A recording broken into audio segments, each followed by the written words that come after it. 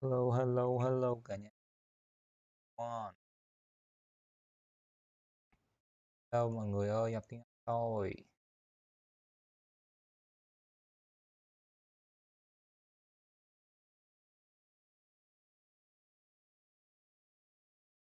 Hello, hello, hello, hello.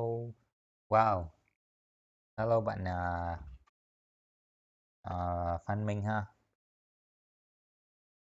Ta sẽ chờ đến khoảng 9 giờ 5 đi cho các bạn khác nhận được thông báo từ YouTube vào học ha. Tiếp tục hôm nay là ngày thứ ba của cái story, cái câu chuyện Incredible, an Incredible Woman. Trong thời gian rảnh có thể chém gió.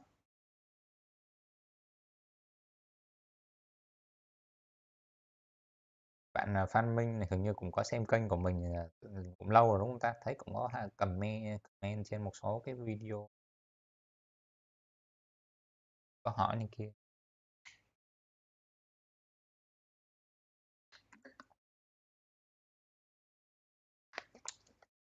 Các bạn khác đâu nhỉ?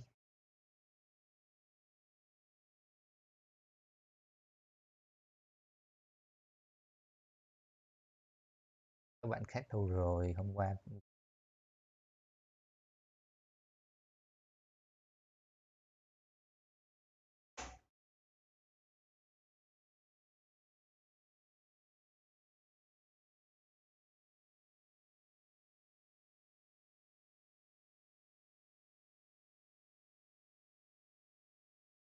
hello các bạn ơi, các bạn đâu hết rồi?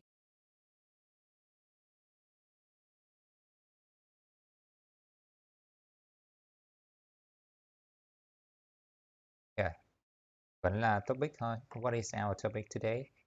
Uh, we still learning. We're still learning the topic number 3, story Incredible Women.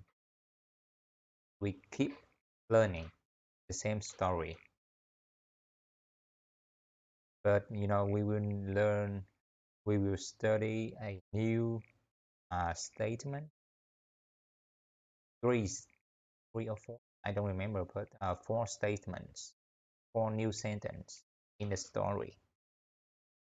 Keep moving on with the story.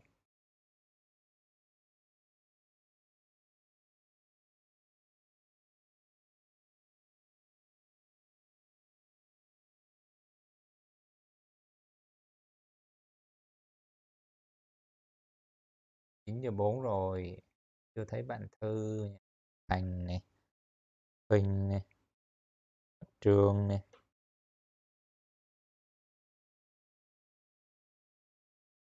bạn Minh này. Sao mình nhớ có mấy bạn không? Minh, Thư này. Hello Thư. Ok, Trường, hai bạn Trường luôn. Minh,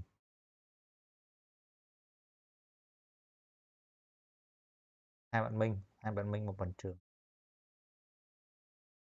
9 giờ 5 rồi mà vẫn chưa thấy Thành với bạn Trường nhỉ? Đợi một chút nữa các bạn. Hai Thành. Ok, welcome back. Glad to see you.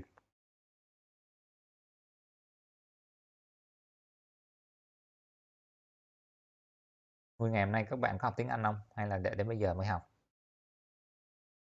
À, từ sáng tới giờ các bạn có học tiếng Anh không? Hay là bây giờ học với mình?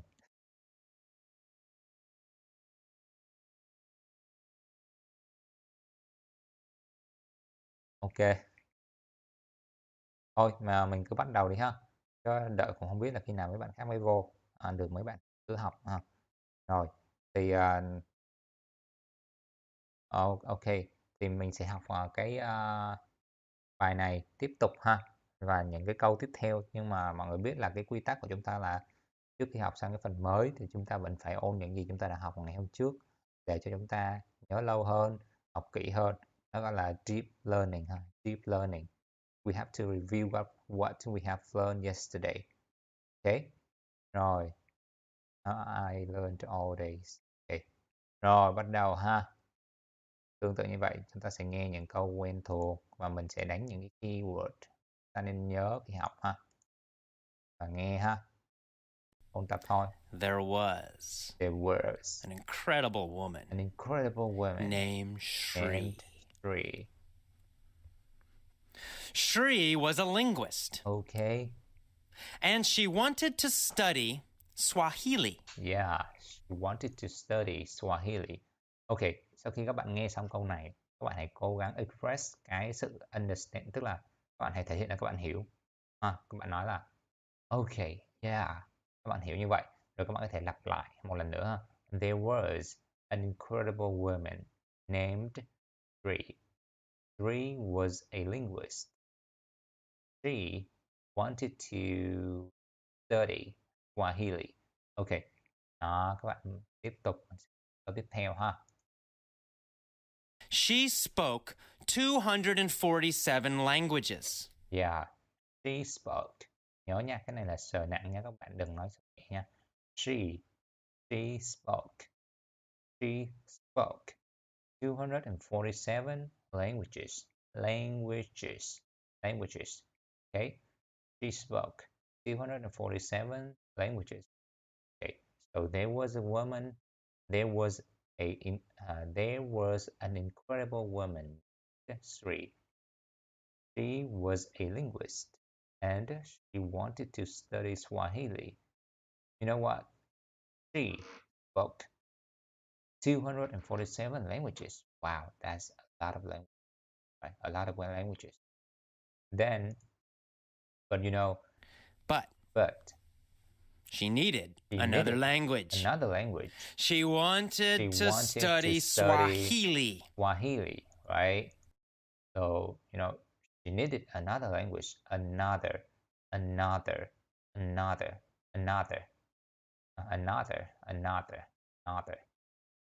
Okay, next. She wanted to speak 248 languages. Perfectly. So she knew 247, and then she wanted to speak 248 languages perfectly. Okay. Bạn Minh cũng ngồi ghi lại những cái phần đó cũng tốt ha, very good. Yeah, các bạn có thể ghi trong lúc rảnh ha. Theo. She read textbooks and grammar rules.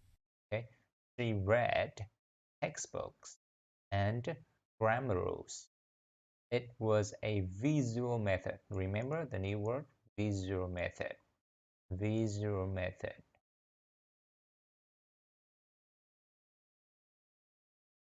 Visual. It was a visual method. She used her eyes. She read textbooks. She read grammar rules. Đúng rồi ha. Visual. Visual method. Related to the eyes. Connected to the eyes. Okay. Reading. Okay. Reading. Next. This one is a very long sentence. Paragraph. She studied Swahili with a visual method for 2 years. For 2 years. Every day she read textbooks. Every day she read grammar books. After 2 years, what happened? What happened? Nothing. After 2 years, Shri was frustrated. She still could not speak Swahili. Okay. Now, yesterday we finished at this sentence, right? So remember the whole story until this point. So let's say the story one more time. There was an incredible woman named Sri. She was a linguist, and she wanted to study Swahili. Sri already spoke 247 languages perfectly. Then she wanted to learn a new language, which is Swahili. She wanted to speak 248 languages. Then 3. Read textbooks, grammar rules. She used visual method to learn Swahili. And after 2 years, okay, she studied Swahili with a visual method for 2 years. Every day she read textbook.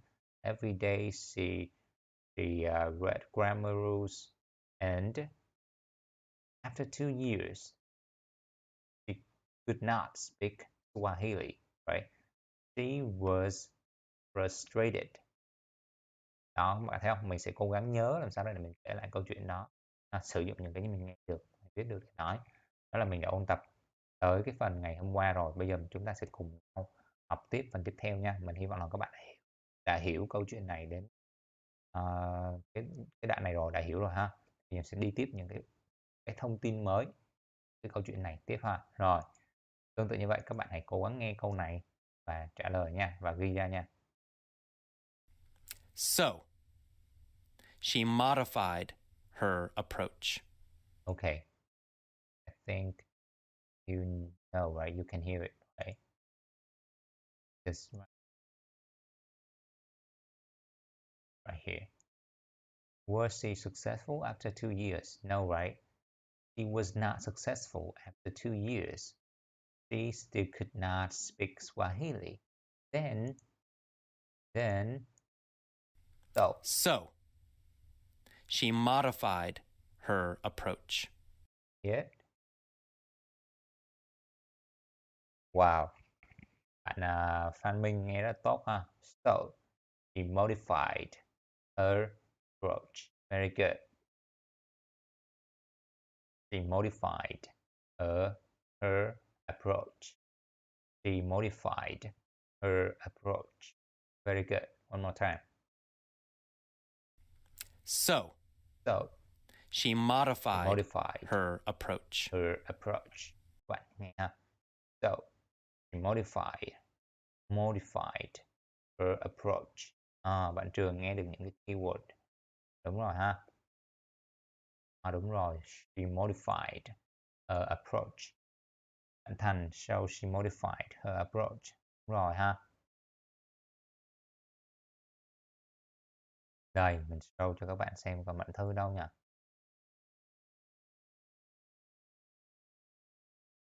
Đấy. So, she modified. Modified. Các bạn có biết cái chữ này không? Modified. Approach. You know, she studied Swahili with a visual method, but after 2 years, she was not successful, right? So she modified her approach. That means she changed the way of learning Swahili.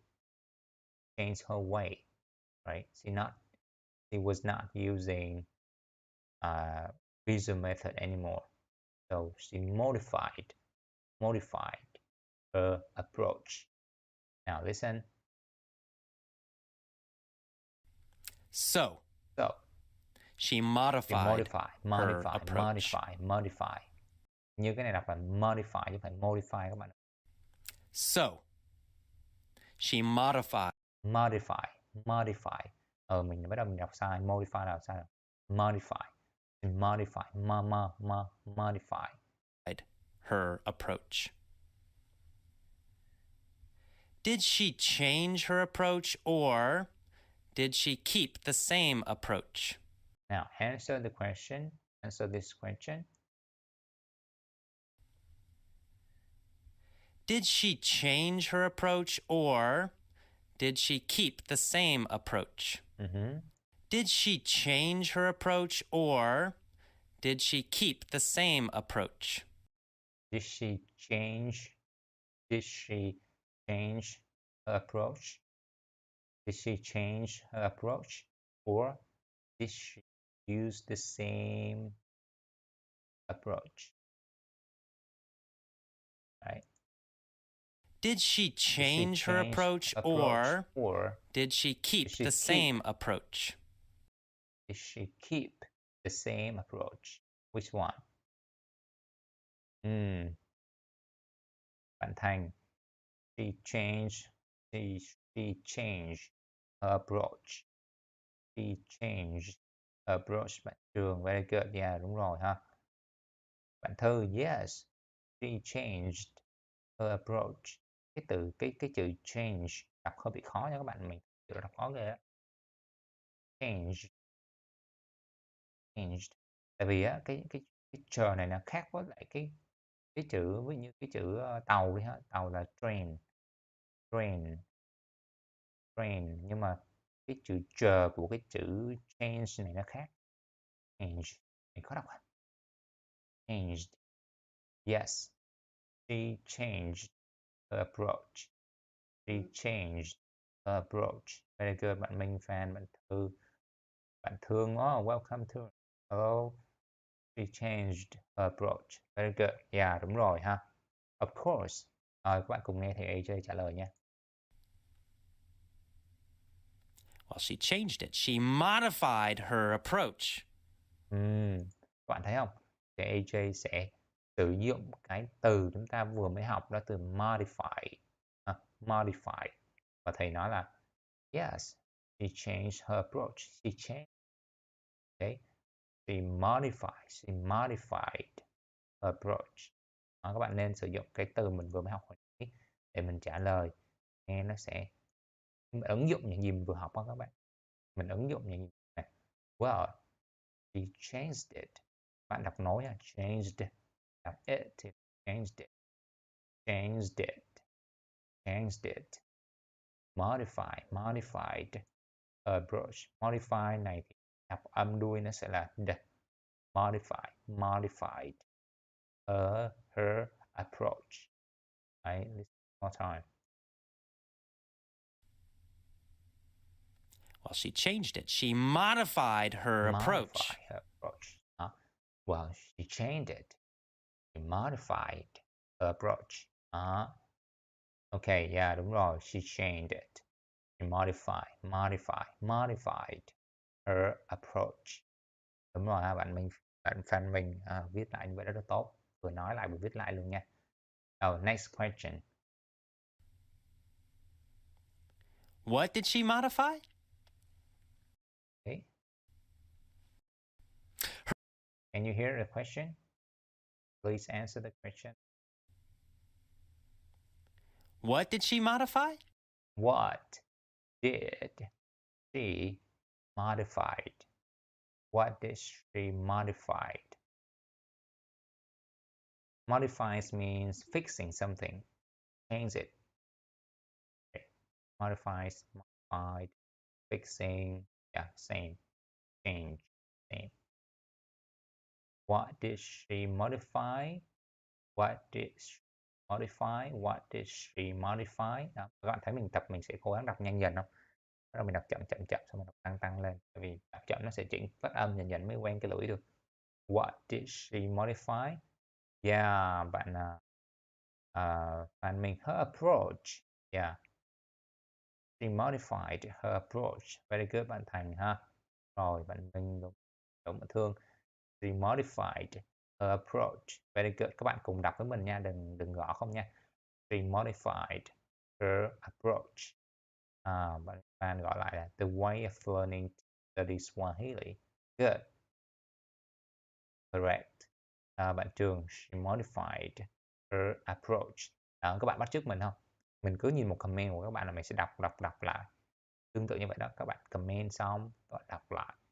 Và các bạn nhìn những comment các bạn khác, các bạn đọc luôn. Để luyện rất là nhiều lần luôn. Keep learning cực kỳ. Bây giờ cùng nghe thầy AJ trả lời nha. Em thầy AJ trả lời có khác không?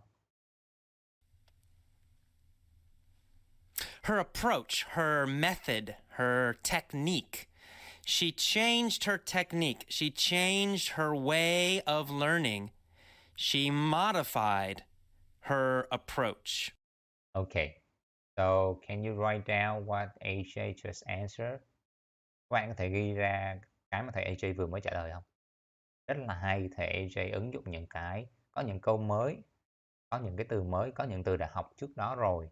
Ha. Và thầy đã sử dụng nó để giúp cho chúng ta nghe và hiểu được ngay. Rất là hay luôn. Phải ha. Her approach, her method, her technique. Her approach,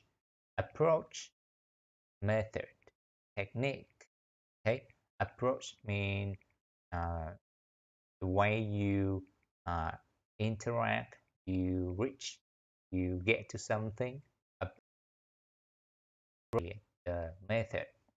Sao ta mình không biết nói sao tiếng Anh luôn, tức là cái approach là cái cách các bạn tiếp cận đến cái vấn đề đó, cách các bạn tìm hiểu nó như thế nào, đó là cái cách thức các bạn làm cái việc đó, nó gọi là cái approach của các bạn theo riêng của các bạn. Approach. Đúng rồi, bạn là Minh Fan. Đúng rồi ha. Approach, technique, method. Bạn Thư cũng đúng. Approach, technique, method. Tiếp tục ha. She changed her technique. She changed her way of learning. She modified her approach. Okay. She changed her technique. She changed her method. She changed the way of, right? She changed the way of, right? She changed the way. Of learning, she modified her approach. Các bạn thấy không? Change the way. Change the way it means modify. Modify. Change the way, modify.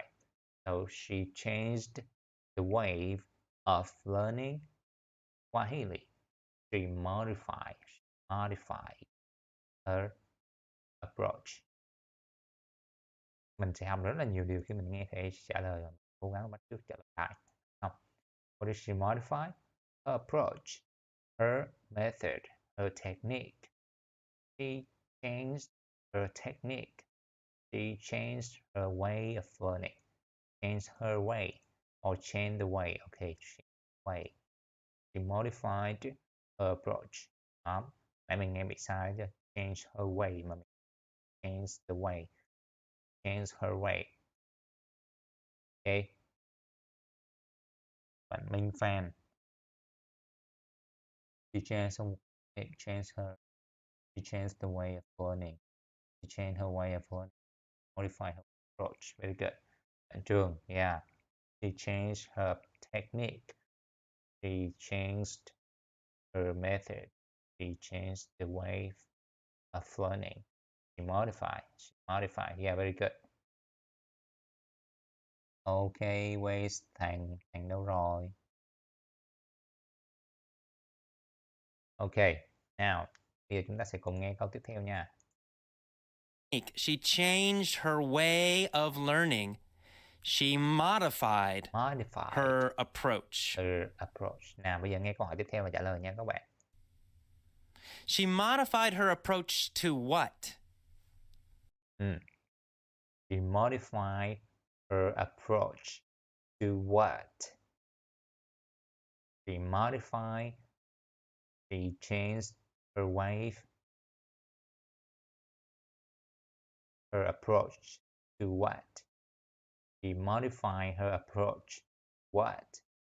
She modified, she changed her way of learning to what? Yeah, đúng rồi ha, bạn Phan Minh. Very good. To study Swahili.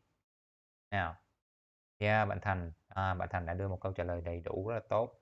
She modified her approach to learn Swahili. Very good. To learn or to study. Yeah, very good. Exactly. She modified her approach to learn Swahili. Approach how to learn Swahili. Yeah. Approach to, okay. Approach to. At trường, she modified her approach to study. Studied, study, not studies. Studied, to study, okay. Study, not, không có cần thêm s nha. Study thôi. Study y dài. She changed her approach to learn Swahili. Yeah, đúng rồi bạn Thương ha. Trường. Study không cần ES nha, ES nha. Study thôi. Chiêu sau tu thì là động từ nguyên mẫu. Thực ra các bạn không cần nhớ gì đâu. Bạn nhiều bạn quen miệng à.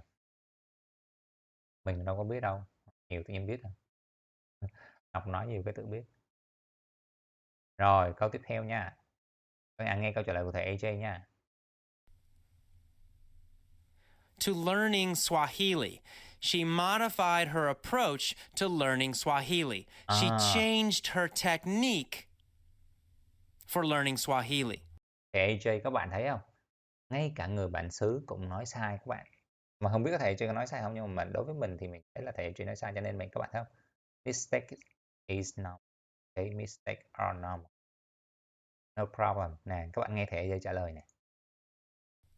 Mới đầu thầy trả lời sai, xong đó thầy trả lời lại. Hay lắm. To learning Swahili. Đó, các bạn thấy không? She modified her approach to what? Bạn để To thầy, learning Swahili. thầy nói là to learning. To learning. Trước giờ mình chưa có nghe cái chữ to learning bao giờ cả. Đã sau tu thì nó sẽ là to learn. Nhưng mà thầy sẽ nói là to learning. Nhưng mà lúc sau thầy AJ sửa lại nè. She modified her approach to learning Swahili. Thầy phải nói là to learning, nhưng mà các bạn nghe nè. Các bạn nghe tiếp nè. She changed her technique for learning Swahili. Các bạn thấy thầy bị dừng một đoạn không? Thầy bị dừng một đoạn. She changed her technique.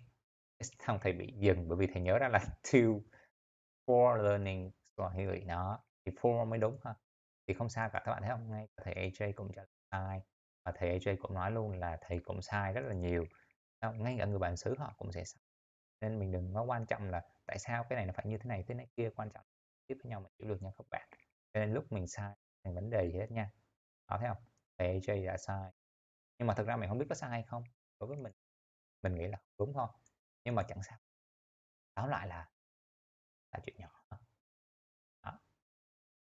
Cái này mới thực sự đúng, nhưng mà sai vẫn là không sao cả nha. Ngay cả người bản xứ họ còn sai, cho nên chúng ta sai là chuyện bình thường. No problem. Đúng rồi ha. Change technique or approach for learning Swahili. Approach to learning, or có thể là thầy AJ vẫn đúng nha, bởi vì sau approach to, chẳng hạn như là sau approach to thì sẽ là verb in, tức là có thể là mình sai luôn các bạn. Mình không biết mà mình đang nói thầy AJ sai, có thể là mình sai luôn á. Bởi vì có thể nha, một cái trường hợp đặc biệt là sau cái approach to thì sẽ là verb in, có thể là như vậy. Nhưng mà mình thôi, mình không cần biết thì mình nghĩ là đúng đi, thầy AJ đúng đi, mình cứ theo thầy bản xứ thôi, người bản xứ mà. Ok, approach to learning. Approach to learning. Approach to learning. Yeah. Đúng rồi. Sai thì không sao cả. Approach to learning. Theo thầy AJ luôn. Thầy sai thì thầy là người bản xứ mà. Okay, next question. Her approach to learning Swahili. She changed her technique for learning Swahili. Now, next question. What kind of approach did she try next? Okay, can you hear the question? What kind of approach? What kind of approach did you try next? Mình không nhớ luôn câu. What kind of approach did she try next? What kind of approach? What kind of approach did she try next? Forget about it. Yeah, đúng rồi. Không cần quên, không cần nhớ mấy cái lỗi làm gì. Cứ thế mà tiến tới thôi. Try to listen more, study by ears. Yeah. Anh Thành nói rất là hay. Was it a visual? What kind of approach did she try next? Yeah, that is our question. Can you guess the answer? Bạn Minh, can you tell me your idea? What kind of approach did she try next? So you know that she modified, right? She modified her approach. But what kind of approach did she try next? Right, she have to modify. So what kind of approach did she try next? Các bạn khác, what kind of, các bạn biết rồi đúng không? What kind of nghe rất là nhiều rồi, là cái loại nào đúng không? What kind of approach? I mean the way, the method, the technique that she tried next. So she tried a visual method, right? So how about your idea? What do you think? Thành đã nói là okay, she tried to listen more, study by ears. Yeah. Anh found the method with using her ears, not her eyes. Các bạn đoán là sử dụng cái phương pháp mà để sử dụng cái phương pháp mà tai mắt nữa. Bạn bạn Minh Phan cũng có thể nói là I don't know, yeah. Me too, I have no idea. Đó, các bạn có thể trả lời như vậy cũng được. I have no idea. Như bạn Trường hay bạn Thư có thể trả lời I have no idea. Let me guess. Các bạn cũng có thể trả lời là let me guess. He using ears? Để như vậy ha, các bạn trả lời câu hỏi này. Rồi. What did she try next? What kind of approach did she try? Listen to the next question. Was it a visual approach again? Was it a visual approach again? Can you tell me? Was it a visual approach again? Bạn Minh Phan có một câu đó là I have no clue. Yeah, very good. Đúng rồi, hai câu đó cũng là một câu cách nói I have no clue. Tôi không có bằng chứng gì, tôi không biết gì đó các bạn. Tôi không biết. Okay, was it a visual approach again? Can you tell me the answer? Was it a visual approach again? Next. Was it a visual approach again? No, right? Bạn Thành, no, she didn't use visual method again. Yeah, method, approach, technique. No, right? Yeah, bạn Thư, no, she didn't. Yeah. Listen to the question. Listen to the question. Okay, you can answer she didn't. Very good. It is correct. Okay, it's correct. But listen to the question. Our question is, was it, right? Was it a visual approach again? So if we should answer it correctly, we will answer like it wasn't, right? It wasn't. It's more precise. When someone asks you the question, was it? You should answer, no, it wasn't. Yeah, you can answer no, he didn't, she didn't, but it's more precisely if you answer no, it wasn't, right? Yeah, no, she wasn't. It wasn't. Visual approach. Yeah, no, it wasn't a visual approach.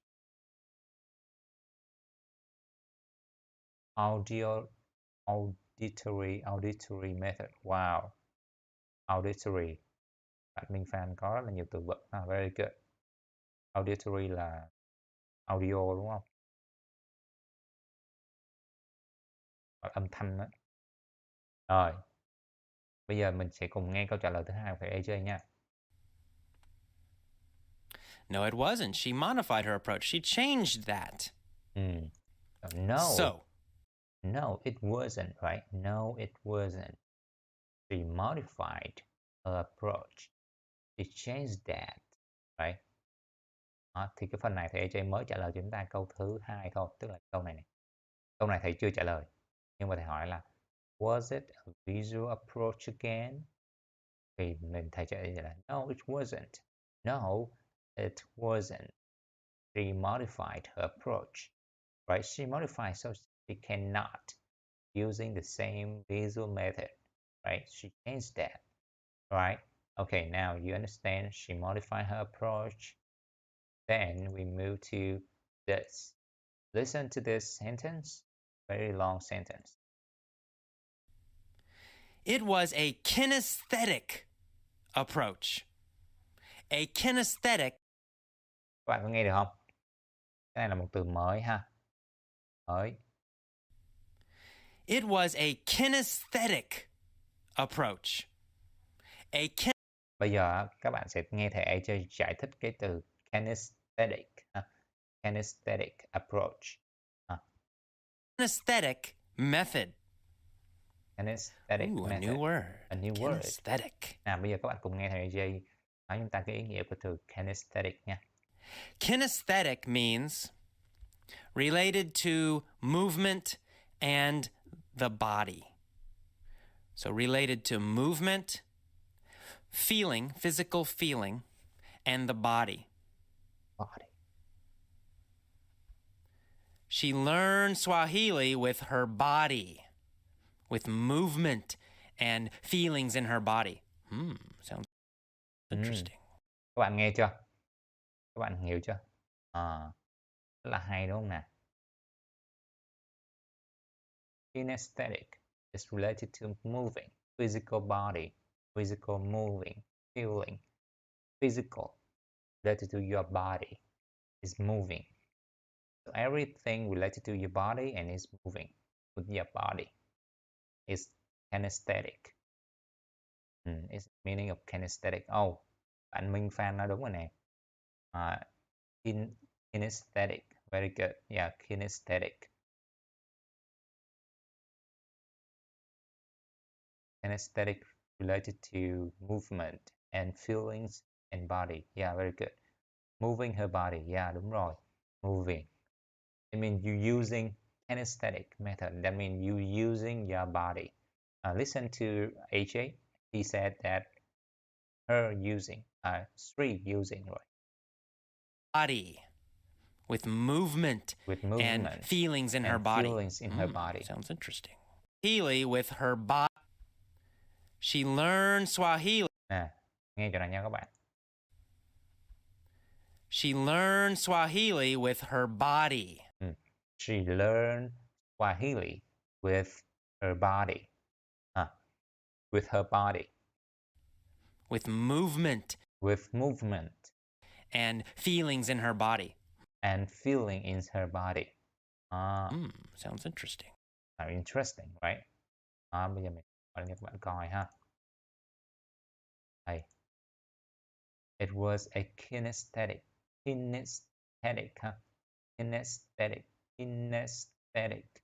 approach. A kinesthetic method. New word, kinesthetic. Bạn đọc sao nhỉ? It was a kinesthetic. Kinesthetic.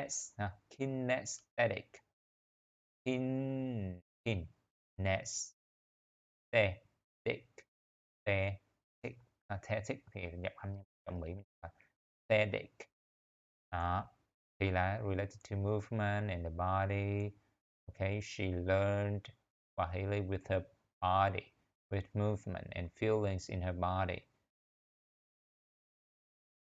Rồi, nghe câu hỏi thử nha. She learned Swahili with her body, with movement and feelings in her body. Rồi ha, bạn Thư Sounds nè. interesting. Bạn Minh nó đúng rồi. What kind of method did she try next? Okay, now answer this question. What kind of method did she try next? So AJ just repeat the question, right? He repeat the question. What kind of method did she try next? What kind of method did she try? You tell me. What kind of method? Now you know, right? You know the answer. You know the method. So tell me, what kind of method did she try next?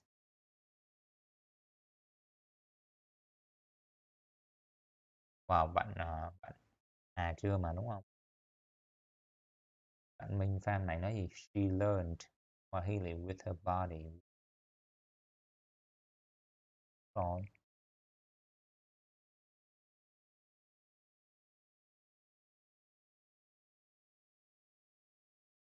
Bạn Thành. The second, she tried a kinesthetic method. Yeah. She tried a kinesthetic method. Very good, đúng rồi Thành ha. Bạn fan, a kinesthetic. Bạn cùng đọc với mình nha. A kinesthetic. A kinesthetic method. Yeah, a kinesthetic with movement. She tried a đọc với mình nha các bạn. She tried a kinesthetic method. A kinesthetic approach. Kinesthetic. Kinesthetic, right? She tried a kinesthetic method. She tried a, thầy ấy chưa đọc nói thành she tried a kinesthetic method. Who tried a kinesthetic method? Who? Tell me who? Who tried a kinesthetic method? Tell me right away, immediately, very fast. Short answer. Who tried a kinesthetic method? Who? Me? You? Yeah, đúng rồi, bạn Thành đã lấy lại top 1. Three. Exactly. Three, yeah, đúng rồi Thư ha. Bạn Minh, three. Thương three. Biết bạn Trường đâu rồi nhỉ? Chắc bạn Trường bận vậy việc gì rồi. Three. Try a kinesthetic method. Bạn Minh đưa ra câu trả lời dài. Very good. Yeah. Nghe câu trả lời thầy AJ ha. Shri tried a kinesthetic method. For what? What? Bạn Trường đây rồi. Three, of course. Very good. Đúng rồi ha. Một cách trả lời rất là hay. She tried a kinesthetic method. Okay. She tried Trường she tried a kinesthetic method. Yeah. Nào, nghe thầy vừa trả lời xong thầy chỉ có hỏi một câu luôn các bạn. Shri tried a kinesthetic method. For what? For what?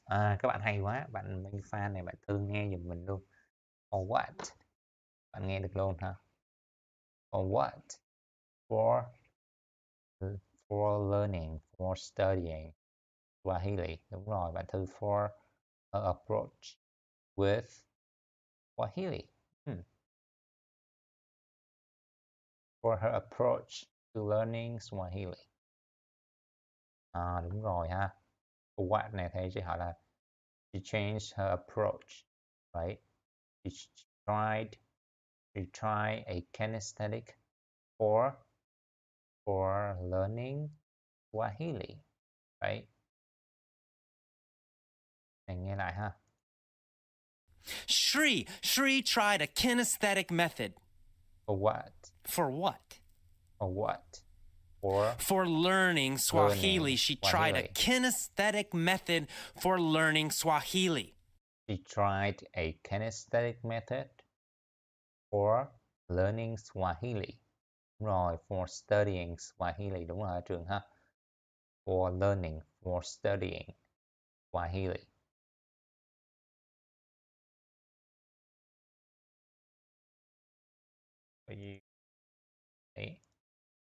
Who try for what? Now, next, listen to this question. For what? For what? For what? For learning Swahili. learning She tried Swahili. a kinesthetic method for learning Swahili. For learning Swahili. Did she try to learn with her body or with her ears? Did she try to learn with her body or with her ears? Can you tell me? Did she try to learn with her body or with her ears? Now listen again one more time. Or learning Swahili. Did she try to learn with her body or with her ears? Okay. HA asks us, did she try to learn with her body or with her ears? With her body or with her ears? The last time she tried a visual method that using her eyes. Now she tried an aesthetic method that using her body a physical feeling. Yeah, đúng rồi ha, bạn bạn bạn Minh Phan là with her body, very good. Yeah, đúng rồi. Bạn Trường, she tried to learn with her body, đúng rồi. Bạn Thành, try with her body, not with her ears, very good. Exactly. Bạn Minh, and her feelings. Physical feeling, okay? Physical feeling, physical feeling. Bạn Thương, she tried to learn with her body. Bạn Thương ha, she tried to learn with her body, not her ears, okay? With her body. She With her tried to body. learn Swahili. With her body, she tried a kinesthetic method. Đó, bạn nghe thấy thầy chị trả lời chưa? She tried to learn with her body, the body. She tried to learn with her body, to learn Swahili with her body. She tried a kinesthetic method. Yeah, kinesthetic is body, okay? Body, movement, physical feeling. Okay, next. Listen to this sentence. What was the kinesthetic method? Okay, now I think you can answer the question, right? What was a kinesthetic method? What was a kinesthetic method? Tell me. What was the kinesthetic method? What was the kinesthetic method? Well, it was called. What was the kinesthetic method? Just a review question. What was kinesthetic method? What was a kinesthetic method? What was a kinesthetic method? Kinesthetic method was related to movement, right? Body, physical feeling. Phan Minh, the kinesthetic means related to movement by using your body. Đúng rồi. Bạn cứ trả lời thoải mái nha, đừng sợ sai nha.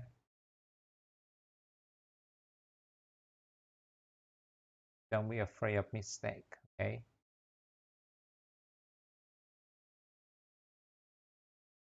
It was feeling in her body. It was using your body, your physical movement, body, the physical movement. Đúng rồi ha Thành ha.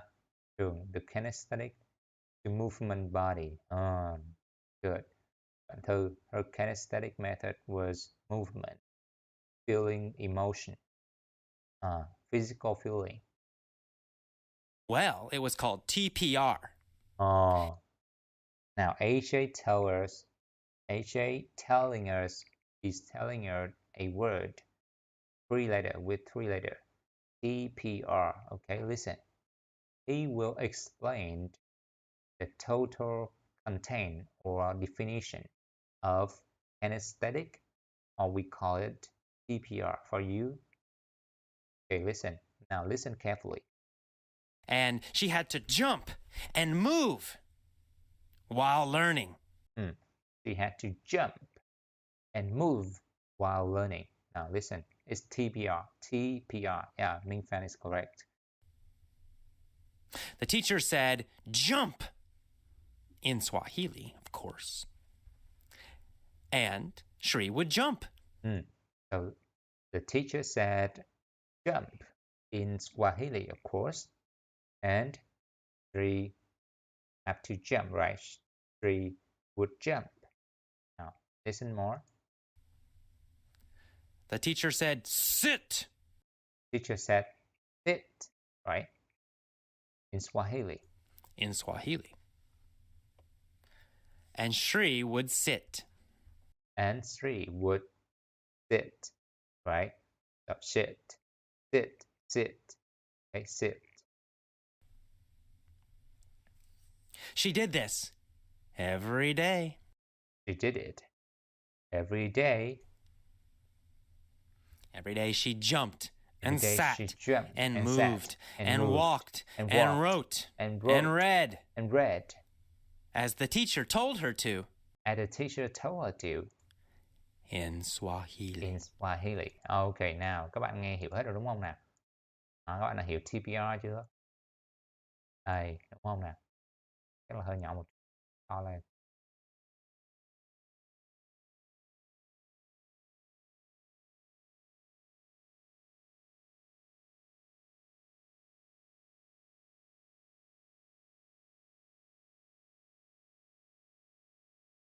Đây, bạn thấy không?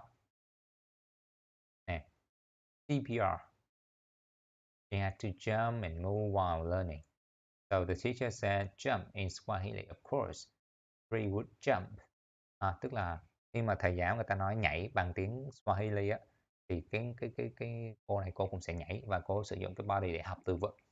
Đó, thì giống như mình hay chỉ các bạn cái học từ vựng đó là các bạn sẽ tận dụng cái hình thể của các bạn để các bạn miêu tả cái từ đó để tác động vô trong cái não bộ của mình qua hình ảnh, trải nghiệm, hành động. Rồi, thì cái chữ TPR. TPR để mình nói cho các bạn ha. TPR là viết tắt của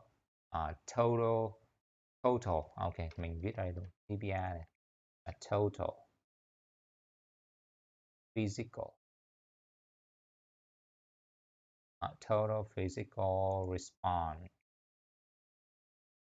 Đúng ta? Đấy. Là total physical response, viết tắt là TPR. Tức là mọi thứ các bạn đều được respond, tức là các bạn trả lời lại, bạn phản xạ lại bằng động, bằng cái di chuyển, bằng cái vật lý đó, total physical response. Đó. Thì cái phương pháp của cô này là cô ấy sử dụng cái phương pháp TPR để học. Thì cô ấy thấy chữ jump trong tiếng Swahili thì cô sẽ nhảy lên, sit thì cô sẽ ngồi xuống trong tiếng Swahili. Đó. Thì các bạn biết không, cái cách này rất là hay. Cách này có thể giúp các bạn, nếu các bạn có con nhỏ, các bạn có thể sử dụng cách này để dạy con tiếng Anh mà các bạn không cần phải dịch ra tiếng Việt. Các bạn ngồi xuống, sit thì các bạn sẽ ngồi xuống và con nó nghe nhiều nó sẽ biết là sit tức là xuống, chứ các bạn không cần nói là sit là ngồi xuống nha. Đó, thì học cái này rất là hay để học từ vựng. Rồi. Now we listen to the question. Now listen to the question. Answer the question. Okay. Now answer the question. Did this boost her learning? Can you hear the question? Did this, did it boost, boost, boost, boost, boost mean increasing. I think you know the word increase. Increase. Okay, increase. Boost. Increase. So listen one more time to the question. Did this boost her learning? Đúng rồi, bạn Minh Phan nghe được rồi đó. Did this boost her learning? Yeah, đúng rồi, boost her learning, boost. Increasing, increase. So can you tell me? Can you guess the answer? Did this boost her learning? So this means kinesthetic, CPR, right? Boost means enhance or increase. Yeah. Rồi. Yeah, đúng rồi ha. Enhance cũng đúng. Okay, everyone, can you tell me the answer? Your idea. So now she using her CPR, using a kinesthetic method to learn Swahili. So she will move while learning this language. Okay, so do you think that this CPR will boost her, you know, gì? Her learning. Did it boost her learning? Bạn Minh trả lời là yes, maybe. Bạn Thành yes, of course. Đúng rồi ha các bạn ha. Mình nghĩ là cũng đúng. Tại vì mình tin là chắc chắn là đúng rồi. Chắc chắn là phải tăng cái energy, tăng cái quá trình học tập. Tại vì nó sử dụng cái body mà. Giúp bạn nhớ lâu hơn. Nghe lại câu hỏi ha. Did this boost her learning? Boost her learning? Yes, of course. Oh, yes, it did. It boosted her learning. It raised her learning. It increased her learning. She began to learn Swahili. She began to learn Swahili. Nào, rồi.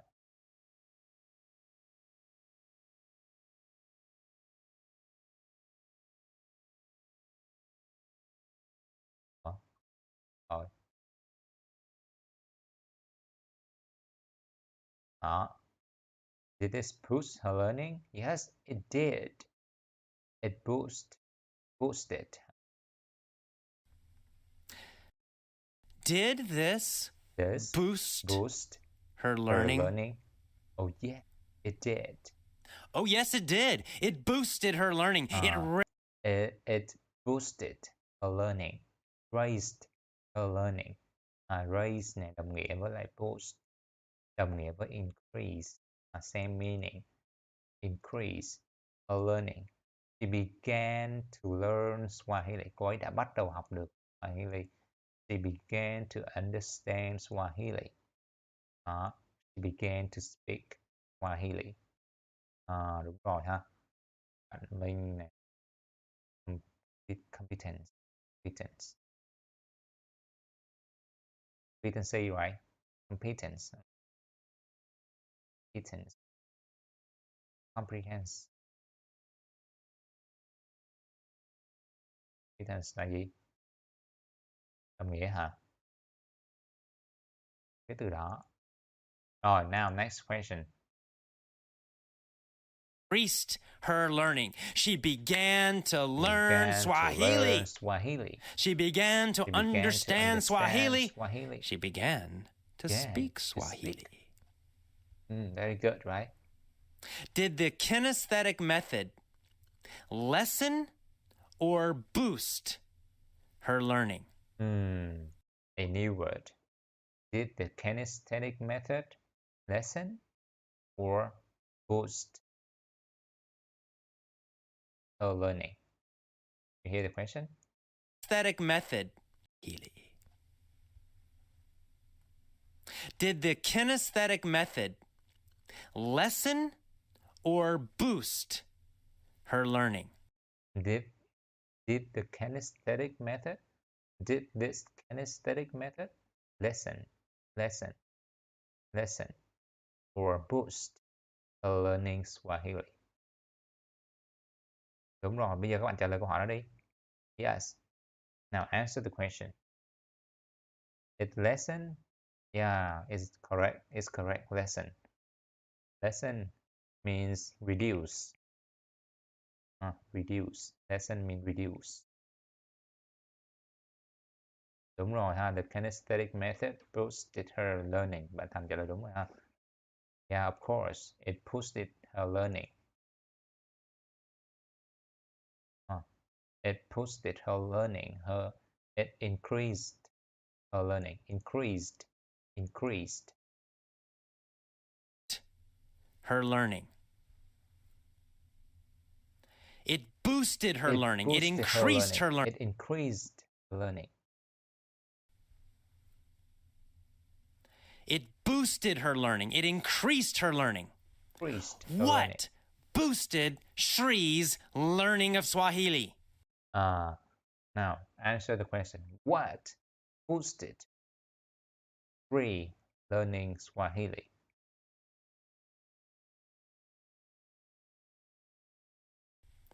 What boosted Shree's learning of Swahili? What boosted three of learning Swahili? What boosted three of learning Swahili? What boosted three of learning Swahili? The kinesthetic method, of course. Yeah, đúng rồi ha, bạn Minh ha, bạn Thành đúng rồi. The kinesthetic method. Bạn Trường trả lời hồi nãy là boost her learning. Yeah, đúng rồi bạn Trường ha. Nào, bạn khác chắc là học cái này dài quá nên là hay là bận việc gì thoát ra mất rồi. Thư nè, bạn Thương nè. Rồi. Ha.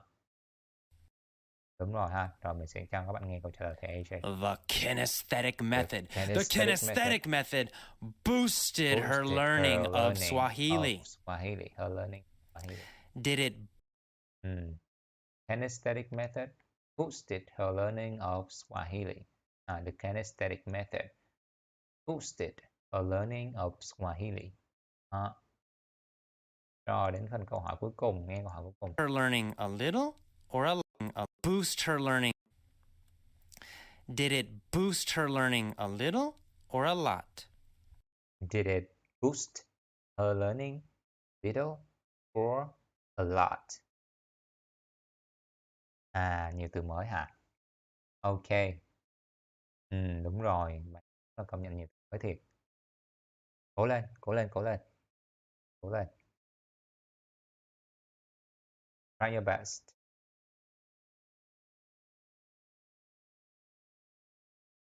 It boosted her learning of Swahili a lot. Yeah, đúng rồi ha. Cố lên nào, cố lên Thư ha. Cố lên. Sao? Mình sẽ hiểu nó theo từng cái từ trước, sau đó mình hiểu hoàn cảnh luôn. Một câu đó mình sẽ cố gắng hiểu nó theo cái hoàn cảnh đó.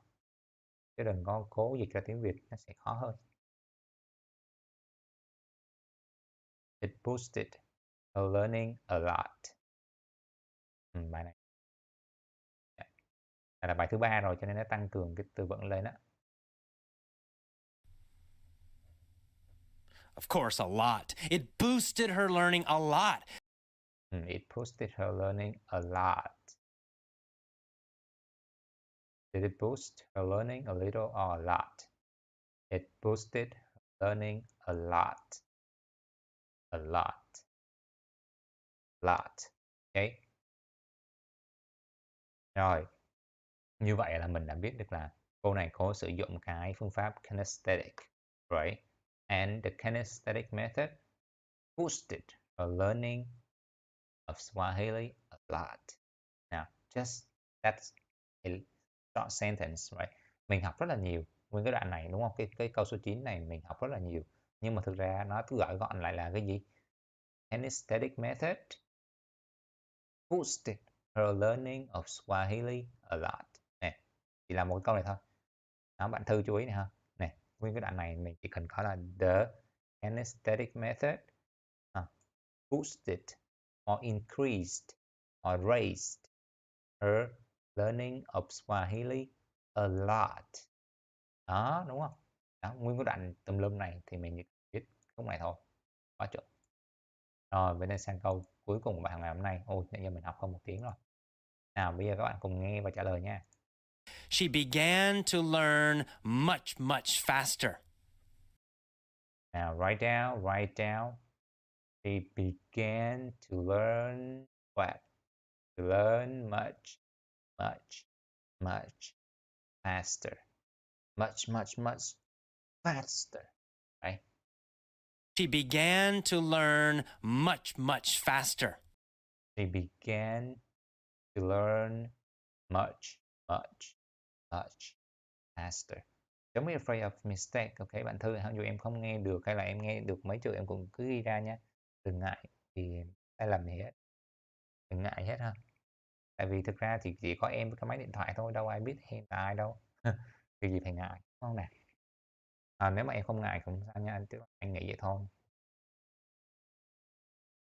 Đúng rồi, she began to learn much, much faster. Yeah, very good, đúng rồi. Trường nè, đúng rồi, she began to learn much, much faster. Đúng rồi, bạn Minh đúng luôn, bạn Thành trả lời đầu tiên. Đúng rồi ha, yeah, exactly. Now, answer the question. Which was faster, the visual method or the kinesthetic method? Now, tell me right away. Tell me fast. Which was faster? A visual method or a kinesthetic? The visual method. Which was faster, the visual method or the kinesthetic method? Which was faster? The visual method or the kinesthetic method? Các bạn nhớ nha, hãy cố gắng nói ra giống như mình nè. Các bạn gõ nữa, đó, nhớ nha, chứ đừng có ngồi gõ không nha, nhớ nói nha. Mình nhắc hoài à. Các bạn có nói không? The kinesthetic method was faster. Đúng rồi ha bạn Thư ha. Exactly. Rồi.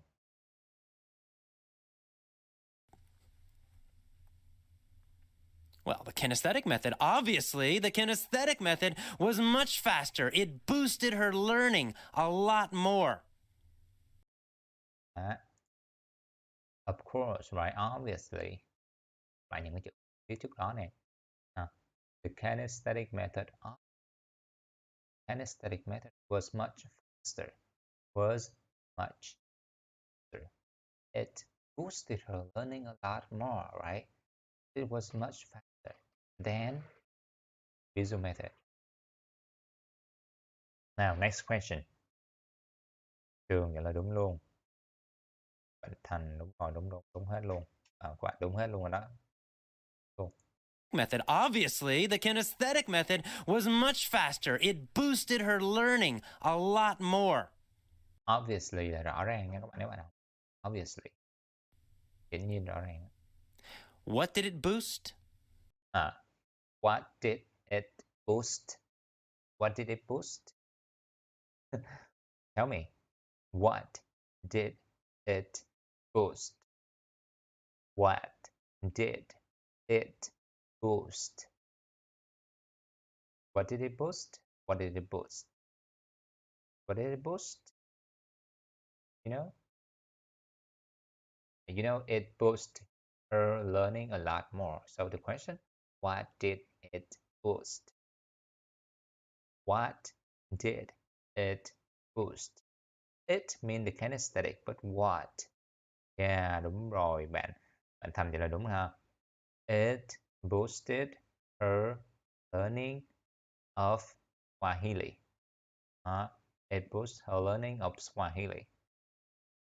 Rồi, it boosted her learning of Swahili. Yeah, it boosted her learning of Swahili. Indeed. Yeah, indeed. Indeed là đồng ý, rất là đồng ý luôn á, gọi là rất là đồng ý, rất là agree luôn đúng không? Her skill, her listening skill and speaking skill. What did it boost? Yeah. Rồi bạn Thư có một cái suy nghĩ khá là hay, đó là her listening skill and speaking skill. Speaking Swahili. Speaking of Swahili. Speaking skill of Swahili. It boosted her learning of Swahili. Yeah, đúng rồi. Now listen to the answer. What did it boost? What did it boost? It boosted her learning. It boosted her learning speed. It boosted her learning speed. Speed, you know, speed? Speed mean velocity or moving velocity. How to say Vietnamese. Thôi mình nói luôn tiếng Việt luôn đi. Speed là tốc độ đó các bạn. Speed. Các bạn mà chơi game á, Speed Force gì đó. Tốc độ speed. Đi nhanh hơn đó. It boosted her learning speed. Of what? Now listen.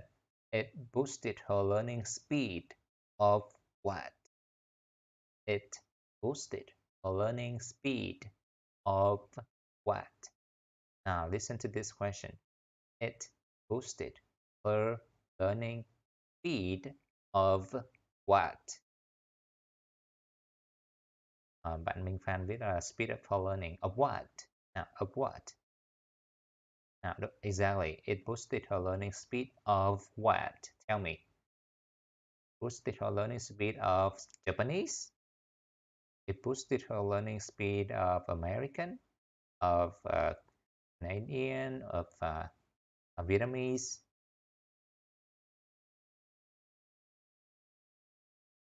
Yeah, đúng rồi. It boosted her learning speed of Swahili. Yeah, đúng rồi. Bạn Minh là for learning Swahili. Yeah, also, yeah. Thành ra là đúng ha. Of Swahili, yeah. It boosted her learning speed of Swahili. Her ability to learn Swahili. Đúng rồi ha. It boosted her ability to learn Swahili. Very good. Of Swahili. Yeah, of. Các bạn nhớ nha, cái chữ of. Mình chia sẻ một cái chữ of. Nó không phải là offer đâu nha các bạn. Mà là of, nha các bạn. Of Swahili. Đúng rồi. Câu tiếp theo. Of Swahili. Of It Swahili. boosted her It boosted learning her speed learning of speed Swahili. of Swahili. What boosted her learning speed of Swahili? Very easy. Very easy question. What boosted? What boosted her learning speed of Swahili? What boosted her learning speed of Swahili? What boosted her learning speed of Swahili? Visual method? Visual method? What boosted her speed of Swahili? What boosted her speed of learning Swahili? Wow. A visual method? Visual method. Yeah, the kinesthetic method. No doubt. Indeed. Yeah, indeed. Indeed. Kinesthetic method. Yes. Correct. Đúng rồi bạn. Mình ha. Mình có một câu là nói khá là hay. No doubt. Nhưng mà hình như là viết bị thiếu chữ N. Bị dư chữ N. Doubt. Thiếu chữ. Nói chung là anh không biết nữa. Chữ đó viết sai cho đúng luôn á. Kinesthetic method. Yeah, đúng rồi. Thành ha. Thư ha. Kinesthetic method. No doubt. Đúng rồi ha. No doubt. No doubt nó có chữ B nhưng mà không cần đọc, không có chữ B nha các bạn. Chữ doubt đó đọc giống như là doubt. Có chữ B em đó nha. Ai mà đọc là doubt không có đâu nha. Doubt. Nó có chữ B lúc viết nhưng mà đọc lại không có. Hay vậy. Rồi. Yeah. Finish. We have just finished today's lesson. Today's lesson. Không sao cả các bạn ơi. Không sao ha bạn Minh ha. Khá là bình thường. Rồi. Chúng ta vừa học xong ngày thứ 17, cũng là ngày thứ 3 của cái third story, câu chuyện thứ 3. Ngày thứ 3 câu chuyện thứ 3. Và đến đây rồi ha. Vậy là mình đã biết được là Bree changed her approach of learning Swahili, right? And she modified her approach, changed the way of learning Swahili. It was a kinesthetic, right? It was a kinesthetic method, which is TPR, right? Total physical response. And this kinesthetic method boosted her learning of Swahili a lot, right? It boosted her learning Swahili a lot, her learning of Swahili a lot. She began to, learn much faster. She began to speak Swahili, right? That's it. The story to this point. And remember that.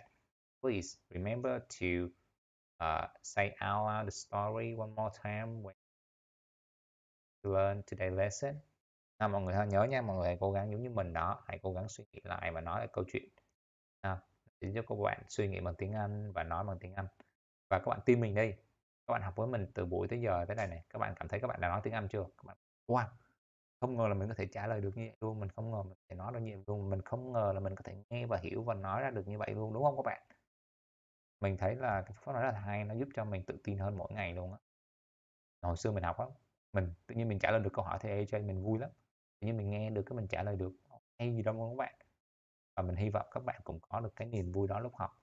Tức là ngày xưa mình nghe mình không biết cái gì hết, mà bây giờ mình nghe, mình hiểu, mình trả lời được. Đó là một cái sự thành công rồi các bạn ha. Đừng có ép áp lực mình quá, đừng có đặt cao quá ha. OK, bạn mình, I forget all of it. OK, rồi thì cảm ơn các bạn đã học với mình buổi ngày hôm nay ha. Cảm ơn các bạn rất nhiều. Chúc các bạn ngủ ngon, cũng là 10:20 rồi.